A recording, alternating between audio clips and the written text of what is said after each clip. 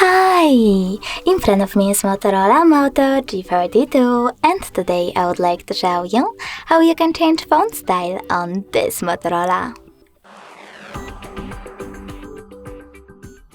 Firstly, you need to access Moto app by clicking on it. Now click on those three lines at the top left corner and select personalize. From here you need to choose fonts and tap on the best font style for you. I will go with maybe grotesque one. To save your changes, you need to click on this check mark at the bottom right corner and finally select home button. As you can see, after that, style of my font has changed. If you wish to go back into the default one, you can always do that by accessing exactly the same settings, tapping on default font over here and tapping on check mark one more time.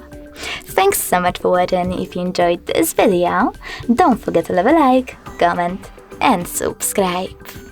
Bye!